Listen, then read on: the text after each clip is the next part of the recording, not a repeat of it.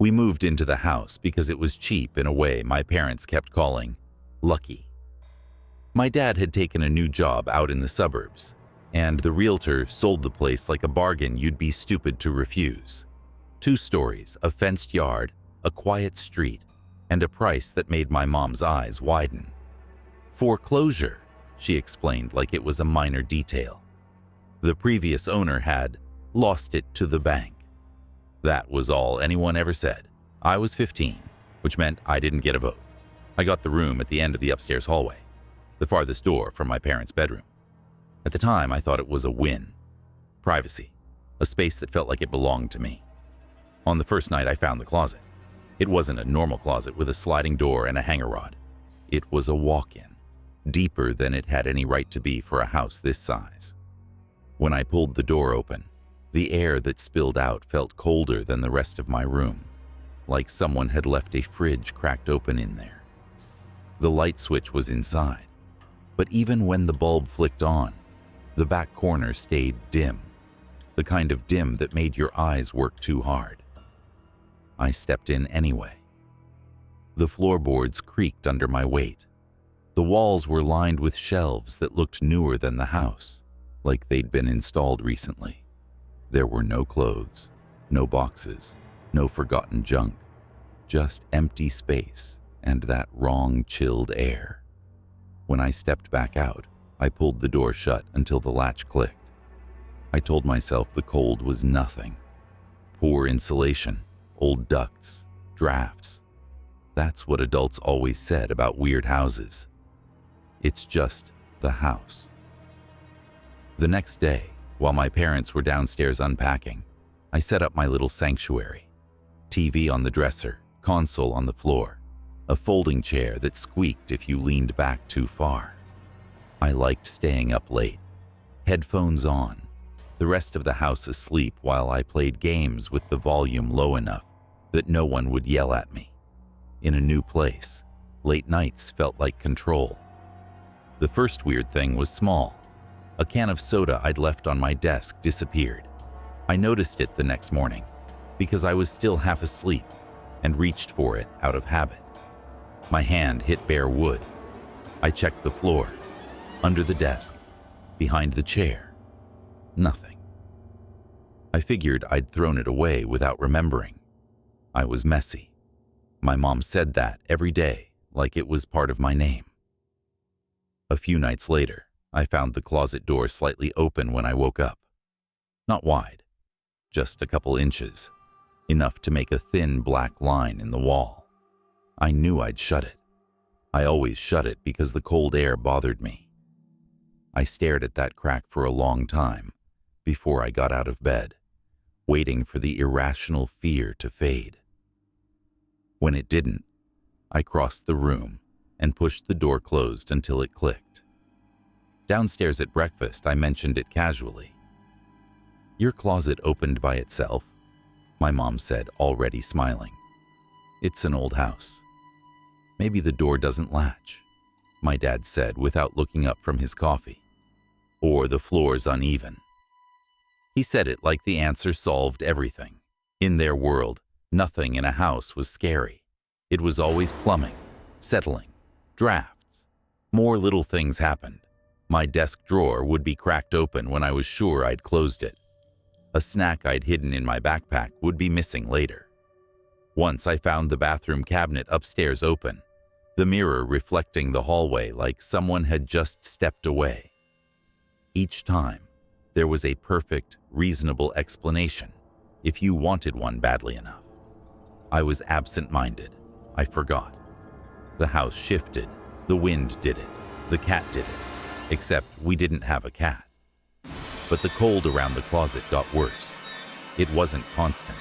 It came and went like a presence.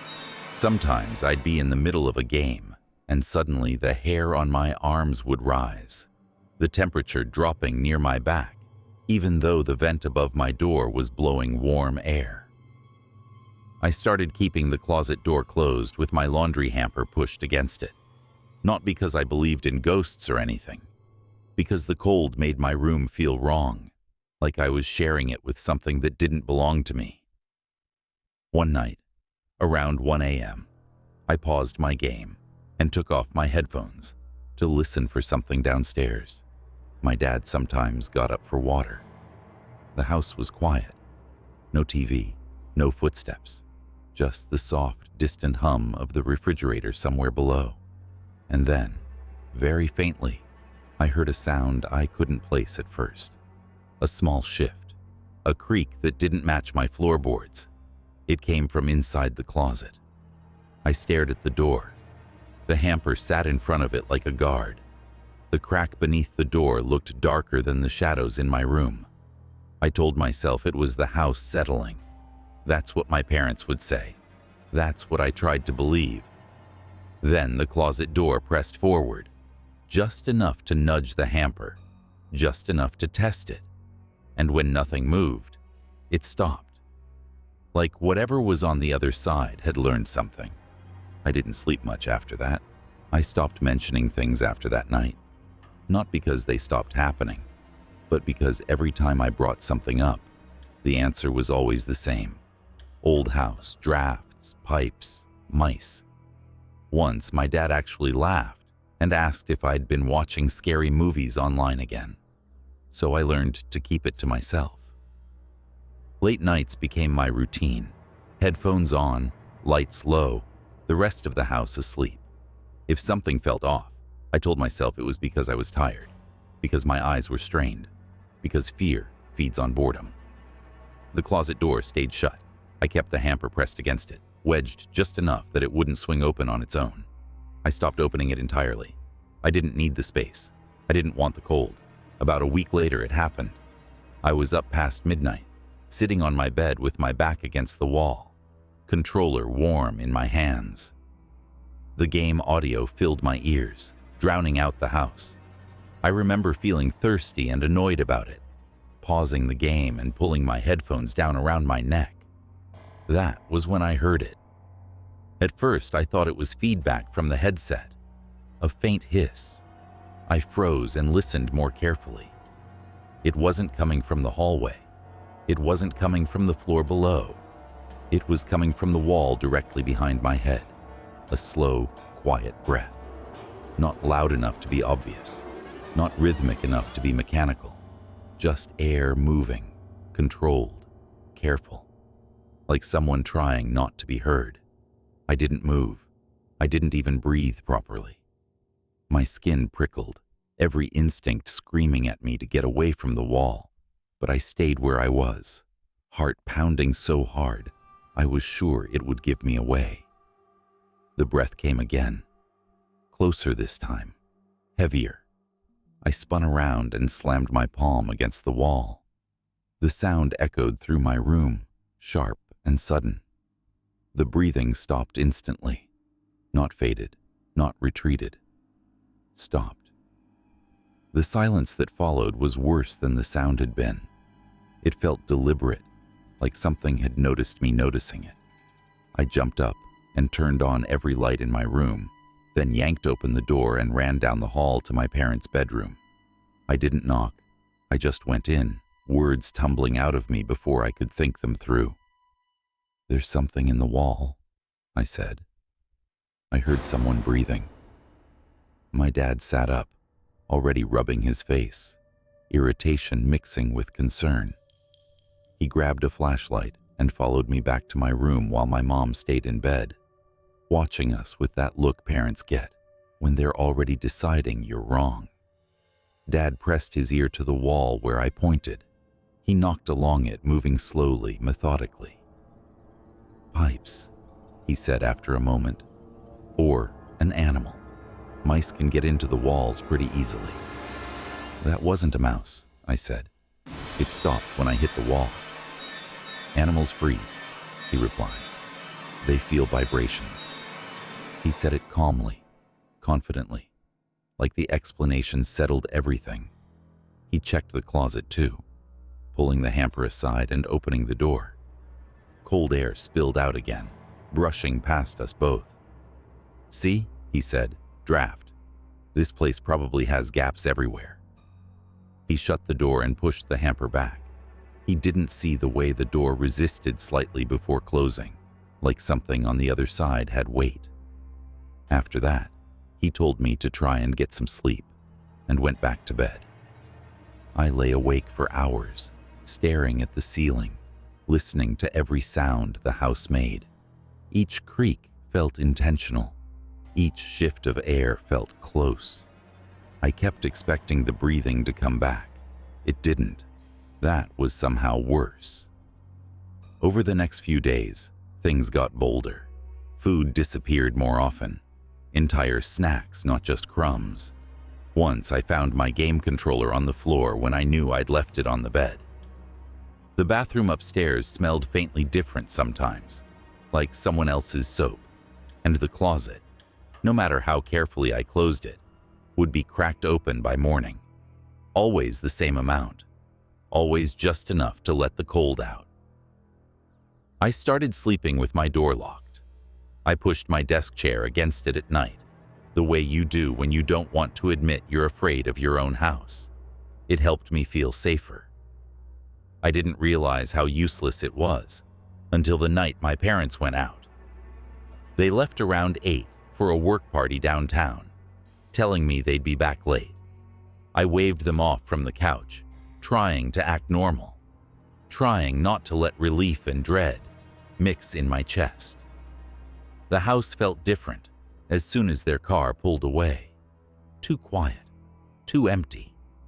I turned the TV up louder than usual and stayed downstairs, telling myself I wouldn't go back up until they got home. That lasted until I heard the first sound from the stairs. Bare feet, slow, deliberate, coming down, and stopping the moment I said, "Dad?" The silence that followed pressed in on me from all sides, and I finally understood something I hadn't wanted to admit before. Whatever was in my house wasn't hiding anymore. I didn't wait to hear another step.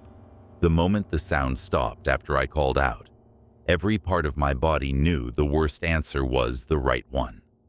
I backed away from the stairs slowly, keeping my eyes on the dark opening above, my heart pounding so loud it felt like it might give me away. Then I ran. I didn't bother grabbing my phone charger or my jacket. I yanked the front door open and sprinted across the yard barefoot, my socks slipping on the cold grass. I pounded on my neighbor's door until my hands hurt, shouting for help, not caring how crazy I sounded. They let me in. They called the police.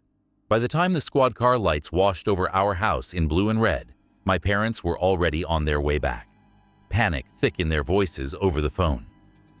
I stood on the sidewalk, wrapped in a blanket, watching officers move through the house with flashlights and practiced calm. They searched every room, every closet, every crawl space they could find. They didn't find anyone. For a moment, I thought that was it, that I'd imagined everything, that fear had finally pushed me too far. I felt stupid, embarrassed, 15 years old and afraid of shadows. Then one of the officers asked me to show him my room. He went straight to the closet. He knelt down and ran his hand along the back wall, pressing carefully, like he was listening with his fingers.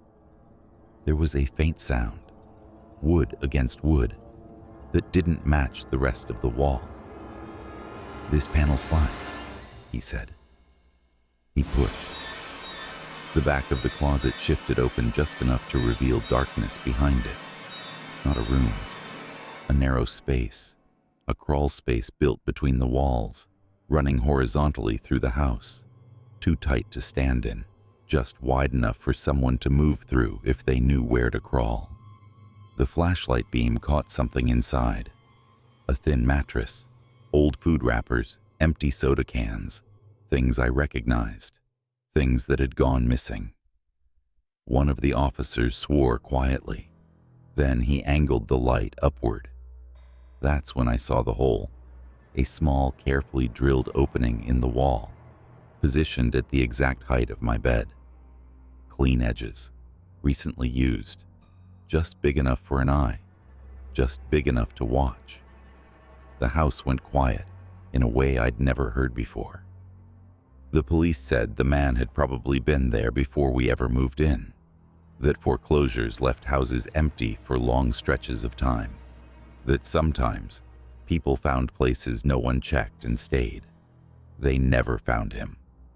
He must have slipped out when I ran to the neighbor's house, or maybe earlier. Maybe he knew the sound of my parents' car. Maybe he knew the house better than we ever did. We moved out less than a month later. My parents never apologized for not believing me. They didn't need to. The way they avoided my eyes when the house came up said enough. I'm 30 now. I still don't sleep with my bed against a wall if I can help it. And no matter how warm the room is, I can't stand closets that feel too cold, because sometimes, late at night, when I wake up for no reason at all, I still remember what it felt like to realize someone had been breathing on the other side of the wall, waiting for me to fall asleep.